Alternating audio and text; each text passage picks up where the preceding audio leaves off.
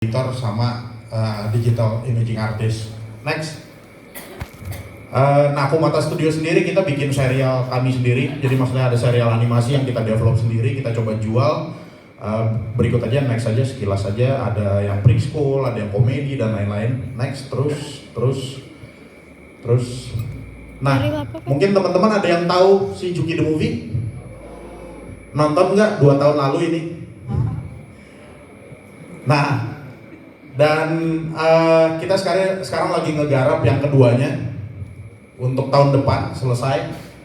Di Shijuki juga di sini kita ngelibatin sekitar ada 10 editor.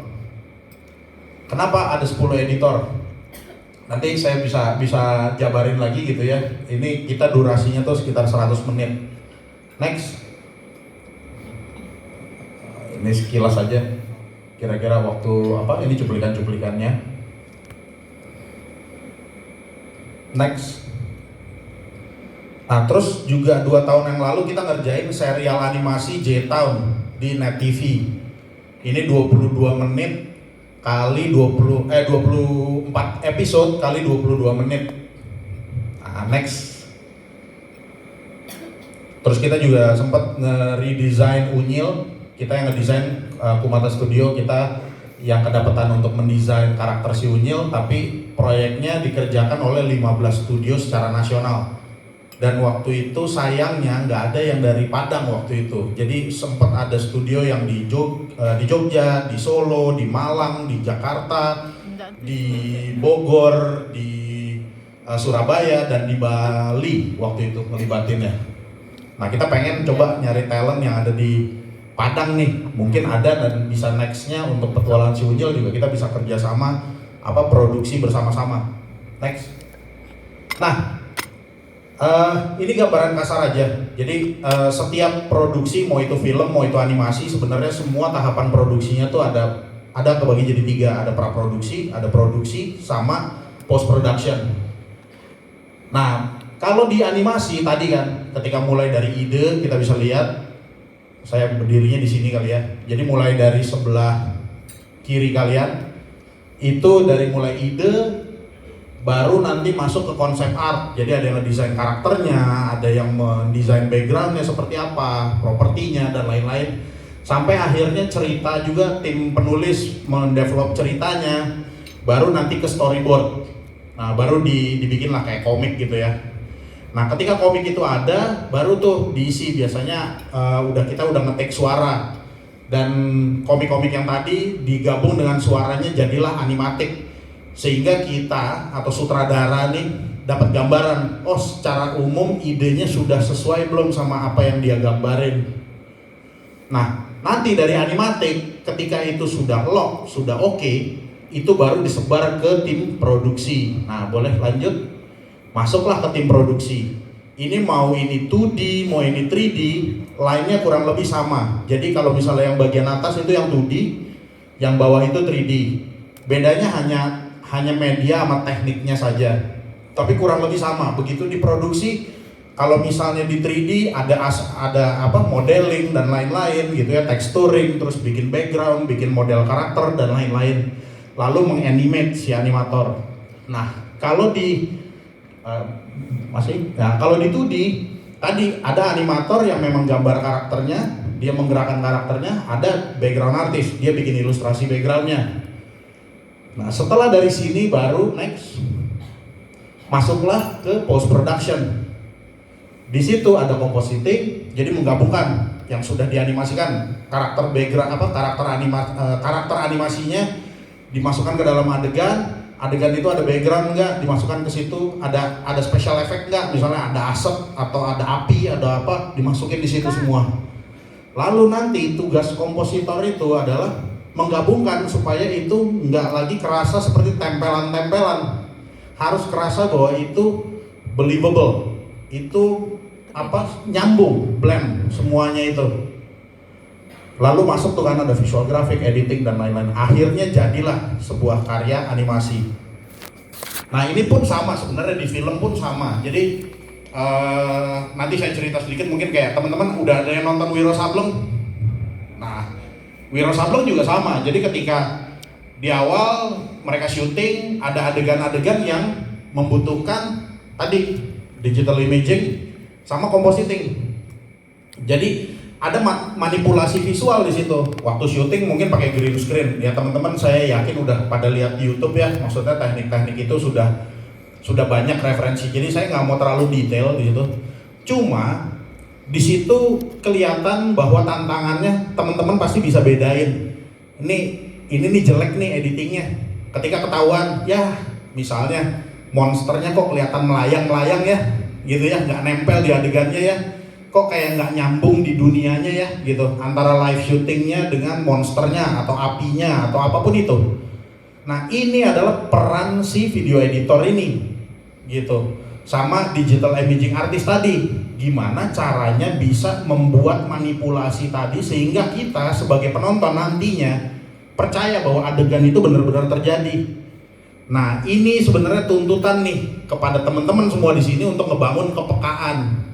Makanya tadi sempat kalau Bapak bilang kan, oh artis-artis sekarang ini sebenarnya senangnya di depan komputer aja gitu ya. Kayaknya seneng sendiri aja. Kalau dari pengalaman saya, kepekaan itu terjadi ketika kalian itu keluar. Kalian bisa pergi ke pantai, main sama teman, pergi ke taman, apapun itu, karena kalian bisa ngerasain. Kalau kalian cuma ngedekem di kamar ngelihat komputer aja, kalian nggak bisa tuh ngebedain misalnya, oh cahaya kalau kena air pantulannya seperti apa, misalnya gerakan pohon itu seperti apa yang natural, atau kecepatan air jatuh itu seperti apa, atau apapun itu, karena itu harus dirasain. Nah, kalau kalian bisa ngerasain dan bisa ngedapetin informasi-informasi yang ada tuh di sekitar kita, ketika kalian ngedit, itu adalah ilmunya kalian, rasa kalian. Kalian bisa ngebedain, ini nggak nyambung ini. Kalian bisa ngebedain warna, kalian bisa ngebedain bahwa, oh ini harus dikasih bayangan nih, jatuh. Kalau nggak ada bayangannya, ini tampak kayak nempel. Nah itu rasa karena kita merhatiin, oh kalau arah cahaya dari sini, bayangan jatuh di sini. Kalau sumber cahaya ada 3, otomatis berarti ada 3 bayangan yang terjadi di situ. Atau kalau lampu sama neon sama spotlight bedanya kayak apa, efeknya kayak apa. Nah itu sebenarnya informasi-informasi alam yang ada di sekitar kita. Kalau lu cuma ngedekem aja di kamar gitu ya, itu sebenarnya dukungan apa ya, skill pendukung kalian yang paling besar itu adalah pengalaman kalian. Jadi buat saya masukannya adalah lo hidupin hidup lo rasain tuh semua gitu loh. Nah itu yang nanti akan ngebantu buat apa, menjamin di proses ini akan semakin detail pekerjaan-pekerjaan kalian. Mau itu ngerjain animasi yang kartun kayak misalnya Shinchan, atau sampai realistik kayak misalnya Wiro Sableng. Saya nggak mau ngomong Avenger lah ya, Wiro Sableng gitu. Tetap semua itu butuh detail tadi, rasa tadi. Next. Nah saya balik lagi di pre-production. Terus kira-kira perannya video editor atau digital imaging ini di mana ya biasanya ya?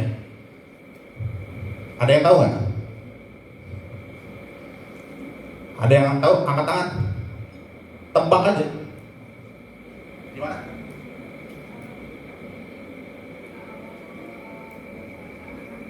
Ketika awal membuat karakter, oke. Di post production, oke. Kalau di pra produksinya sendiri,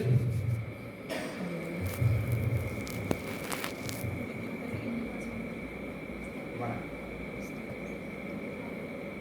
Ada yang mau bersuara? Masa kalah suaranya sama saya? Ayo, tadi saya jelasin ketika dari mulai naskah udah jadi, dari naskah kita tahu settingnya seperti apa, karakternya kayak apa, baru mulai didesain nih sama orang konsep art, ada konsep art, ada karakter designer biasanya. Lalu cerita udah ada nih, dibikinlah storyboard tadi. Nah storyboard itu jadi animatik. Kira-kira siapa yang ngerjain? Di mana? Boleh next? Di sini sebenarnya bisa jadi ada peranan video editor. Jadi storyboard yang sudah jadi ini kan harus jadi sebuah adegan. Nah, di sini diedit, gambar yang udah ada nih disusun, diatur susunannya, dirasain karena digabungin dengan audio, jadilah animatik tadi. Nah, ini perannya video editor. Perannya bisa kecil, perannya bisa besar, tergantung nanti level tingkat senioritas si video editor. Contoh, yang tingkatnya mungkin baru awal, bisa jadi dia ngerjain cuma satu scene aja. Ini gambarnya ada 5 gambar, tolong susun, rasain, gabungin dengan dialog yang ada misalnya. Jadi misalnya cuma adegannya mungkin bisa jadi cuma 5 detik, gitu ya. Ada 5 gambar di situ, disusun. Oh, udah enak nih timingnya, gitu. Udah jadi, mungkin sesimpel itu. Tapi kalau yang editor yang sudah tinggi, dia nyusun semuanya, dia bisa ngerasain, waduh ini adegannya kurang cepet nih. Oh, ini mesti dipotong lagi nih. Meskipun nanti ada peran akhir sutradara, ada. Tapi editor pun harus punya rasa bahwa, oh ini susunannya kayaknya adegannya lebih bagus kalau dibalik nih. Dia harus adegan ini dulu baru berikutnya. Nah, itu adalah juga peran si editor. Makanya banyak-banyak lihat referensi style-style editing dari aneka macam film lah. Lihat. Tapi belajar dari basicnya. Maksudnya efek kan cutting kan bisa cuma cut aja, panning dan lain-lain, terus udah gitu di solve macam-macam. Tapi kalau nanti mau eksperimental, nanti dulu belajar basicnya dulu. Nah, terus berikutnya diproduksi. Sayangnya di sini nggak terlalu banyak peran editor, karena ini masih nunggu. Kasarnya kalau pabrik nih masih nunggu sepatunya dilem, dibersihin, dipotongin segala macam. Next, nah di post produksi ini intinya adalah orang editor sama digital imaging nih, kalau misalnya di film dan lain-lain gitu. Digital imaging bahkan diproduksi tadi, kalau misalnya contoh Wiro Sableng, dia tahu misalnya, oke, adegan ini gua butuh suasananya hutan, hasil syutingnya itu cuma orang doang dengan background hijau. Nah, di situ dia ngumpulin. Nah, kalau dari skema yang ada di kita, karena multimedia ya, ini lebih general, nggak terlalu spesifik. Jadi teman-teman harus tahu bahwa kebutuhannya apa nih. Oh, gua mesti nyari misalnya suasana hutan. Pertama lo harus research dulu kebutuhannya apa. Cari tahu dulu, oke, hutan yang kayak apa? Tropis, hutan di Afrika, hutan di mana? Karena kalau kalian salah ngambil foto, nggak dipercaya itu hutannya hutan Indonesia. Misalnya hutan bambu, hutan tropis, apapun itu. Jadi nanti ketika ngumpulin gambar di awal, misalnya digital artist ya, digital imaging artist, ketika dia tahu, oke, sebuah adegan butuh hutan, dia harus tahu dulu spesifik hutan seperti apa, bentuk-bentuk mungkin floranya seperti apa, sehingga dia bisa tahu antara dia harus ngambil gambar, jadi dia jadi fotografernya, gitu ya, bisa ke lokasi, cari ke hutan, foto, atau cari dari image yang sudah ada, image library yang sudah ada. Jadi bisa dua tahap tuh, gitu. Tapi tahu spesifik kebutuhannya. Kalau misalnya asal aja jadinya ya tadi nggak terpercaya. Ini perasaan kok bebatuannya nggak kayak gini nih bentuknya, atau rumputnya nggak kayak begini nih, nggak nyambung nih, gitu ya. Nah, ini yang harus tahu dulu. Tentunya pasti briefing di awal ketika mulai ngedit tuh sutradara, oh saya pengennya begini dan lain-lain, itu harus kita tahu. Kita juga baca naskahnya, kita juga tahu, oke, kita lihat materi videonya, oh seperti ini, perspektifnya seperti apa, kebutuhannya seperti apa dan lain-lain. Nah, ini harus didetailkan. Nah, kira-kira perannya berarti di sini, boleh next? Ya di semua aspek di post production. Karena kalau di animasi misalnya contoh kayak waktu kita ngerjain Juki, animator dia bikin animasi karakternya, ilustrator dia bikin backgroundnya, ya kompositor dia gabungin. Nah gabungin ini mulai ada pertimbangan, oh diatur lagi nih komposisinya yang enak seperti apa, perspektifnya bener enggak, atau gede ilustrasinya udah sesuai belum backgroundnya dengan karakternya, lalu perlu ada efek atau enggak, misalnya perlu ada blending enggak supaya karakternya tuh nyambung dengan backgroundnya dan lain-lain. Nah ini dipertimbangkan di proses post production tadi. Next. Nah contoh nih dari si Juki, yang kita kerjain itu ada 1.800 shot. Shot itu cut berarti ya. Jadi adegan, kadegan, itu ada 1.800 shot.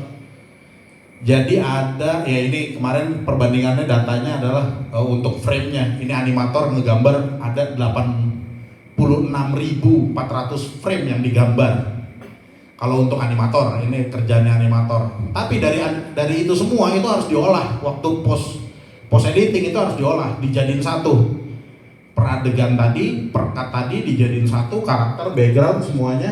Habis itu baru disusun semuanya, dilihat lagi. Nah kita ngerjain 7 bulan, 500 frame per hari targetnya. Jadi begitu, meskipun tadi ketika dijabarin di proses kelihatannya seperti habis ini, berikutnya. Tapi kenyataannya itu adalah paralel. Jadi begitu misalnya animator dan ilustrator sudah selesai ngerjain shot yang pertama, itu udah langsung masuk ke video editor, kompositor. Jadi sebenarnya secara timeline itu sebenarnya nimpa. Yang satu selesai langsung masuk, satu selesai langsung masuk. Itu kayak pabrik aja, turun terus. Jadi bukan berarti animator menganimate sampai selesai semuanya baru kita ngedit, nggak begitu. Nah makanya kecepatan dan ketepatan teman-teman bekerja itu sangat dituntut. Tadi sempat disebutkan bahwa ini balik lagi ke sikap, pola pikir sama profesionalisme kita nih dalam bekerja.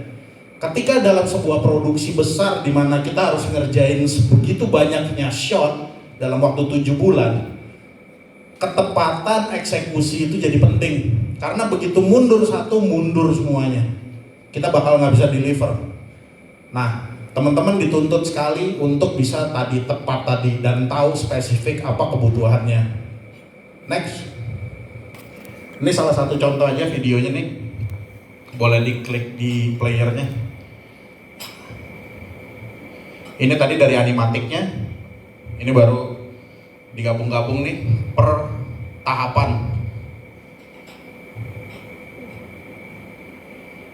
Jadinya seperti ini.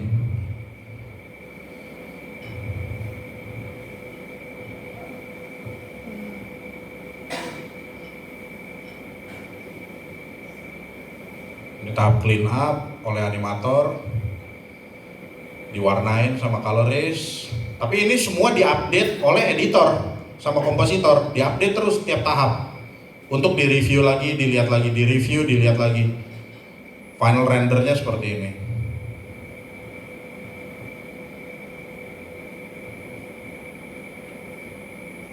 Ini gak ada suaranya, ini hanya gambar.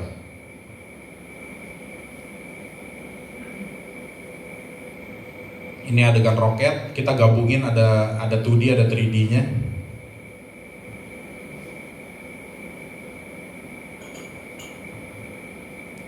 Itu shot terakhirnya.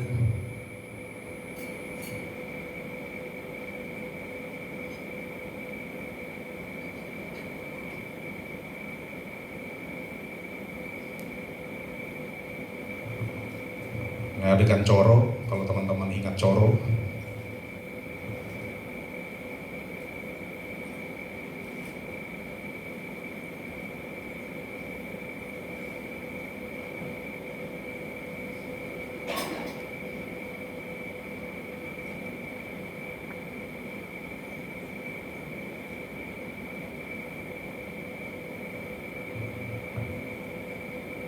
Ini final cut-nya.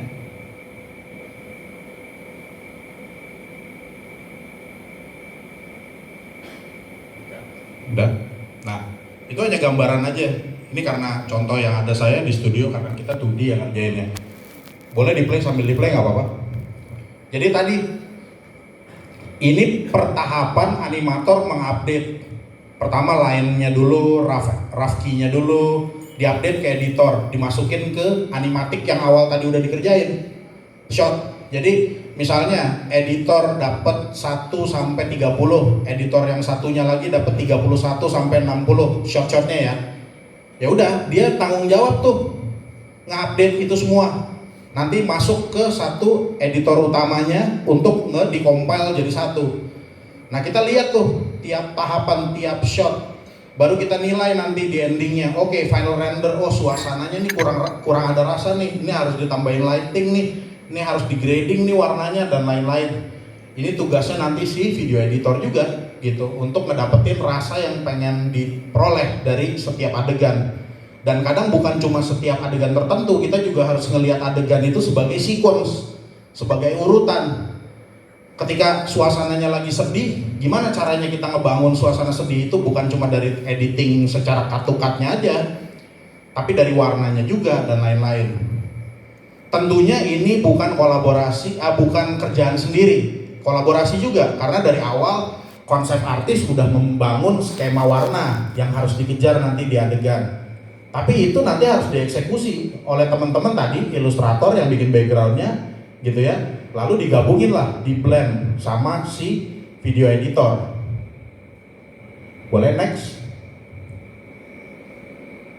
Nah, lalu J-Town ini juga tantangan lumayan nih buat kita waktu pertama kali kita ngerjain episode yang begitu panjang dalam waktu hanya 6 bulan. Bayangin 22 menit kali 24 episode harus selesai dalam waktu 6 bulan. Jadi ini kerja keras, sama prosesnya kurang lebih sama. Next. Yang tadi yang saya mau tutup adalah tadi bahwa itu semua kalau tidak punya, pertama senang dulu ya di bidang ini gitu ya, karena di bidang kreatif khususnya di animasi, di film dan lain-lain, tuntutannya itu benar-benar endurance-nya kita menghadapi tekanan. Apalagi ketika editing ini kita diteken tapi harus merasakan. Bayangin gak sih, misalnya deadline, kita dikejar deadline, tapi kita harus merasakan gimana sih senang. Orang lagi diteken, gimana bisa ngerasain senang? Di kerjaannya kita harus bisa ngerasain bahwa outputnya ini harus happy, harus senang, harus misalnya menginspire dan lain-lain. Tapi pada kenyataannya di belakang ini harus selesai. Gimana itu caranya? Makanya manajemen waktu, ketepatan mengerjakan dan lain-lain itu jadi penting.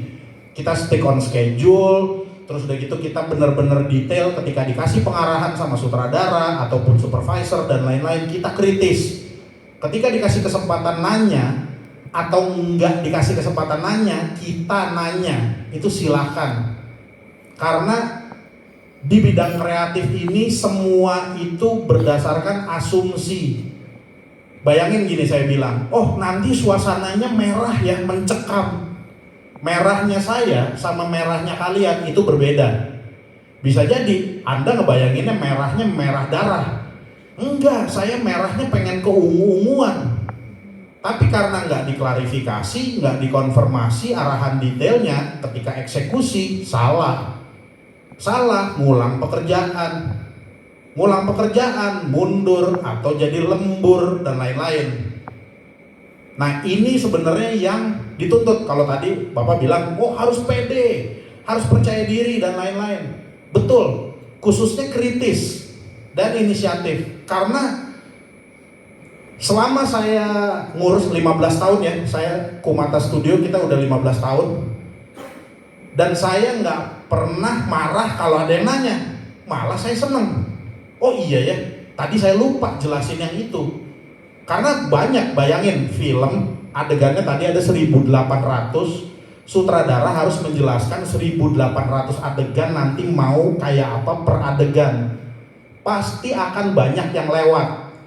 Nah, tugasnya teman-teman tuh ketika udah dibagi pekerjaan, oh saya menghandle 1 sampai 30.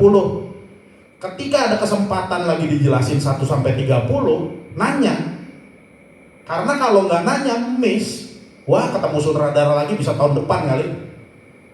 Karena susah diketemuin, karena dia nanti ngurus musik, sutradaranya, ngurus produksi, ngurus ini, dan lain-lain. Sementara PR-nya teman-teman tadi, melakukan riset, ngumpulin materi, bikin aset, dan lain-lain, itu tetap harus dilakukan di awal. Nggak bisa ujung-ujung ketika datang, mana, udah selesai belum? Ini saya nggak ngerti waktu itu. Wah, nggak akan diterima nanti di studio itu. Bakal dikeluarin kalian dari studio itu.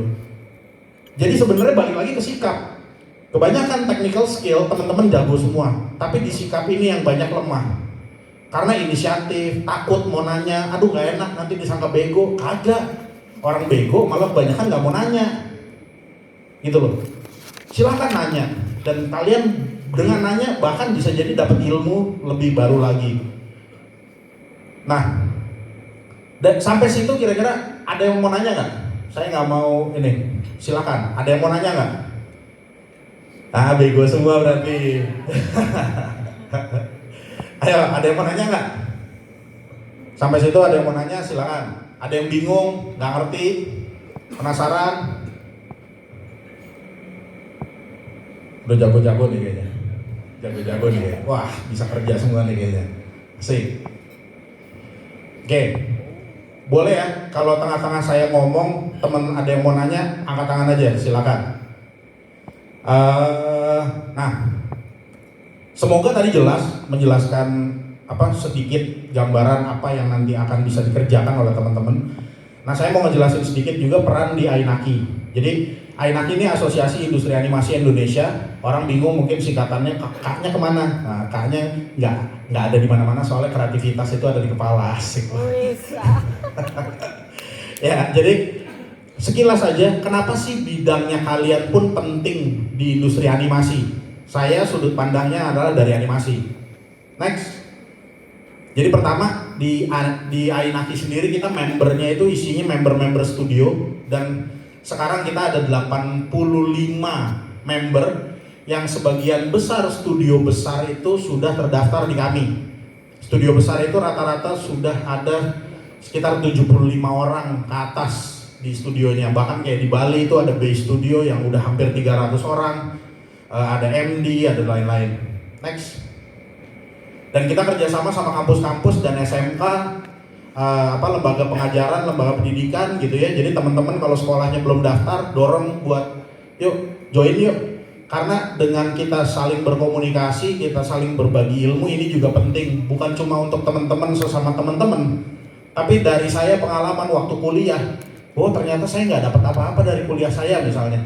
Ya karena tempat kampus saya nggak tahu gimana koneksinya ke pelaku industri, sehingga apa yang diajarin di kampus kok nggak sesuai ya sama lapangan. Nah ini kebanyakan karena kampus sendiri nggak tahu kemana harus menghubungi. Nah kita di AINAKI bisa bantu itu. Terus next. Nah ini banyaklah peran-peran yang kita lagi dorong sekarang gitu ya. Mulai dari kayak sekarang misalnya untuk maparin tadi kebutuhan, misalnya untuk nyiptain tenaga kerja, standarisasi tenaga kerja, terus infrastruktur sama teknologi tadi dengan kementerian dan lain-lain kita berpartner. Terus udah gitu konsultan, kalau misalnya ada teman-teman yang memang kesulitan atau mau nanya-nanya, silahkan. Event animasi di mana sih? Di Sumatera Barat ada event animasi nggak sih? Atau ada diklat nggak sih? Ada apa? Nah silahkan bertanya ke kami. Terus legal juga, jadi kita juga beri bantuan legal-legal untuk kebutuhan misalnya kerjasama internasional tuh dokumen kontraknya seperti apa sih? Kalau misalnya terkait hak intellectual property itu gimana sih? Itu juga kita kasih bantuan. Dan lain-lain, masih banyak lagi ya. Next. Nah ini semua kita hampir semua kementerian kita kerjasama. Next. Next lagi. Nah, bukan 85, 102 member sekarang. Jadi studio, lembaga pendidikan, kita juga terbuka untuk individu, profesional untuk bisa daftar juga. Tentunya untuk mendaftar ke AINAKI ada fee-nya, ada fee member. Tapi nanti beda untuk studio yang udah perusahaan berapa, untuk studio yang masih UKM berapa, untuk lembaga pendidikan berapa, dan pribadi berapa. Next. Back dulu. Nah ternyata di Padang ini ada 5 studio yang udah mendaftar kami. Dan kalau nggak salah ada Asosiasi Animasi Sumatera Barat di sini. Jadi mereka mendirikan asosiasi juga di sini. Jadi buat teman-teman yang belum tahu, silakan cari tahu Tapi di sini udah ada beberapa studio dan berharap juga kita bisa merangkul teman-teman yang ada di Sumatera Barat juga. Next. Nah, potensi. Ketika ngobrol potensi, ini data yang kami dapat dari member dan juga hasil yang kita survei gitu ya. Ternyata karena video editing itu tadi lebih banyak masuk di proses, kalau nggak di multimedia atau di post production, kita bisa lihat 42%. Jadi ini studio nih sebagian besar nih kira-kira isi studio nih seperti ini, proporsionalnya. Dan hampir setiap studio berarti itu punya video editor. Jadi kalau teman-teman bingung nyari kerja di mana, bisa jadi mungkin teman-teman karena nggak tahu informasinya, bukan nggak nemuin pekerjaannya. Karena kebutuhan pekerjaannya banyak. Nah, cuma tadi pendukungnya selain portfolio, kemampuan teknis kalian, tapi juga soft skill kalian seperti apa. Next. Nah, ini tahun 2017. Jadi ini data dari Backcraft yang kita lihat. Dari ekonomi kreatif kita nyerap tenaga kerja paling besar. Kontribusi ekspor ya ini angka-angka yang inilah ya, yang ceritanya mencengangkan gitu ya. Saya langsung ke teknis aja, next. Nah, film dan animasi itu sektor yang lagi berkembang pesat. 10%, kalau nggak salah sekarang udah naik lagi yang tahun ini yang data 2 tahun lalu. Jadi udah naik lagi hampir 11%. Jadi film dan animasi di Indonesia ini lagi meningkat. Dan ini berarti kan kesempatan buat kalian nih untuk benar-benar, kalau emang mau terjun sebenarnya emang nggak salah. Karena bidang ini teman-teman tanpa dibilang ini pun dengan lihat YouTube konten, terus ada Netflix segala macem lah, digital konten begitu naik, itu pasti butuh video editor. Nggak mungkin enggak. Jadi tinggal tadi skill kalian bisa nggak memenuhi kebutuhan itu. Next. Ini contoh data yang saya dapat di Jawa Barat, Bandung dan Cimahi nih. Ini komposisinya lagi. Dari jumlah SDM-nya itu 10%-nya itu video editor ternyata yang banyak didapat. Ini baru Bandung. Bandung itu kalau dinilai dengan Jakarta mungkin 1/50-nya kali. Jadi bayangin aja, berarti ya 50 kalinya kebutuhannya untuk kebutuhan video editor. Dan ini hanya sektor animasi loh ya, belum film. Film lebih gila lagi, butuh lebih banyak lagi. Next. Nah, ini juga data kebutuhan tenaga kerja. Diperkirakan 2020 kita butuhnya 4.050 orang, tapi kenyataannya itu hanya 1.500. Jadi sebenarnya kalau teman-teman ini demand-nya ini tarik-tarikan. Kalau teman-teman jadi video editor yang bagus, bisa jadi tahun depan dihubungin sama studio yang pengen narik teman-teman. Lo ke studio gua aja, gua gaji lebih, gitu ya. Tahun depannya lagi, lo kesini, bahkan ya mungkin nggak setahun, berapa bulan aja begitu proyek kalian udah selesai, udah tarik-tarikan, asal portfolio kalian bagus, gitu. Tapi kalau nggak kepake. Tapi demand-nya adalah kebutuhan sama yang siap itu berbandingnya jauh banget, sehingga kondisinya tarik-tarikan. Animator pun sama. Studio yang A, animatornya wah ditahan sedemikian karena studio ini juga butuh yang bagus seperti apa. Belum lagi ini dalam negeri dan ini masih Jawa Barat. Sekarang udah dijemput bola, Singapura datang, Malaysia datang, Korea datang, Jepang datang nyariin SDM dari Indonesia. Karena tahu kita ada 260 penduduk gitu ya, 260 juta penduduk. Pasti potensi untuk talent poolnya itu besarnya bukan main. Nah, cuma disayangkan dari semua pengalaman yang kami terima ya, contoh misalnya dari diklat seperti ini, keseriusan peserta, terus juga materi dan lain-lain, ternyata hanya 15% yang mampu diserap, bukan mampu, yang qualify untuk diserap. Yang lainnya antara nggak serius mungkin, antara mungkin juga ternyata nggak tertarik, emang bukan minatnya di sini gitu ya. Atau ternyata mungkin materi yang kita sampaikan mungkin yang nggak cocok, sehingga teman-teman juga kesulitan untuk memahami apa sih tuntutan dari industri kita, atau mungkin pelatihnya mungkin. Dan ini PR yang kita lagi jalani di asosiasi, kita lagi coba benahin itu semua. Sehingga apa? Kita pengen naikin SMK lulus tiap tahun 10.000 SMK dari multimedia dan animasi.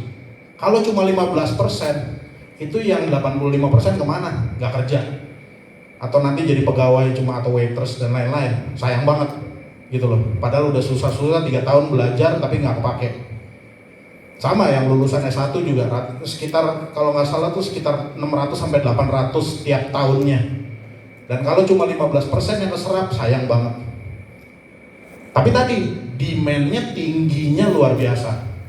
Jadi kalau kalian masuk ke dalam si 15% itu, teman-teman pasti bakal jadi rebutan. Next. Ini data tahun ini dari film. Ada 200 judul film tahun ini yang diproduksi. Saya nggak nyebut sinetron, saya nggak nyebut konten YouTube dan lain-lain. Saya nggak nyebut film pendek dan lain-lain. Hanya film yang masuk bioskop. Ini ada 200 judul. Dan penonton Indonesia itu naik tiap tahun, dan tahun ini signifikan, 52 juta. Kalau nggak salah dari 40 juta penonton tahun lalu jadi 52 juta penonton. Karena jumlah layar bioskop menambah, penontonnya naik gitu ya. Sehingga investasi ke film produksi itu meningkat. Ketika meningkat produksi berarti butuh resource. Butuh resource berarti butuh kalian. Ini sebenarnya potensinya.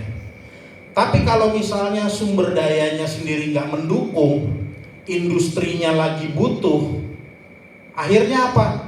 Entah di outsource kali, produksinya keluar, sayang banget. Akhirnya kerjaan dilempar ke India, dilempar kemana, ke China mungkin. Mereka juga nawarin murah produksinya di sana. Sehingga apa? Kalian nggak kepake. Nggak kepake biasanya karena tadi, kok kalau produksi di Indonesia kok jelek-jelek ya misalnya. Akhirnya dilempar karena nggak percaya dengan sumber daya yang ada di sini, sayang banget. Padahal momennya kita itu adalah ini lagi naik-naiknya industri film di kita, investor lagi mau invest. Ini sayang banget. Jadi momennya kalian kalau misalnya pengen dalemin bidang ini, dalemin sungguh-sungguh. Next. Ini tadi beberapa contoh. Contohnya film yang sudah mulai CGI.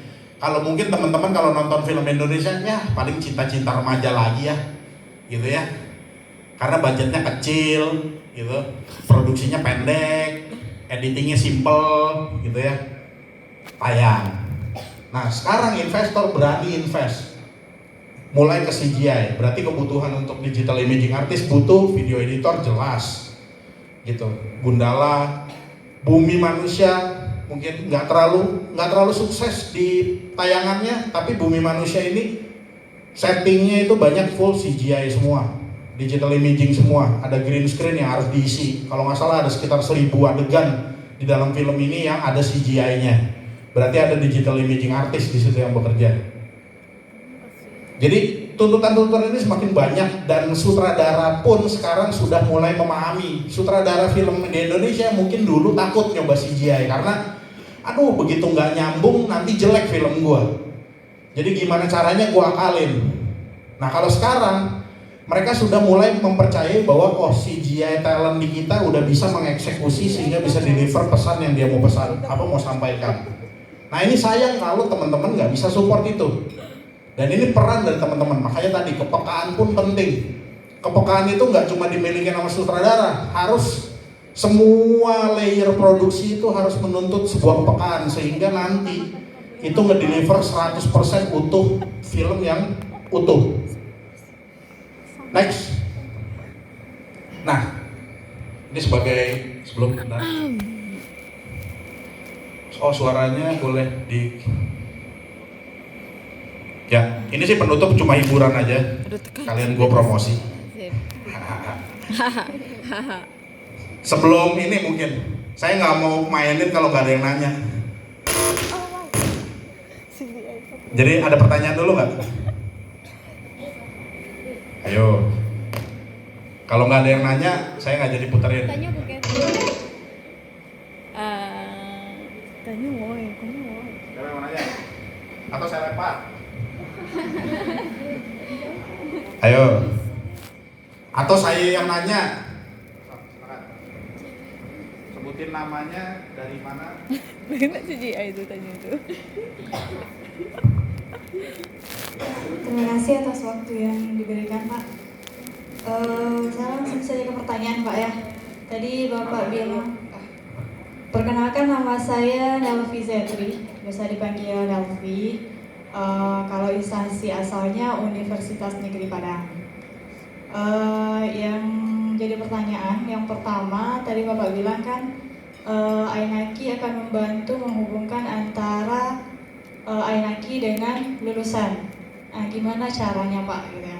Kemudian selanjutnya, kalau seandainya anggap di sini kita separuhnya kompeten atau lebih atau semuanya, gitu ya.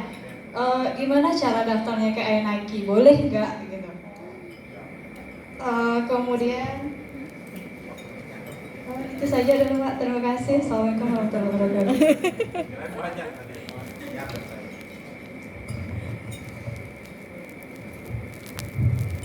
Apa yang pertama?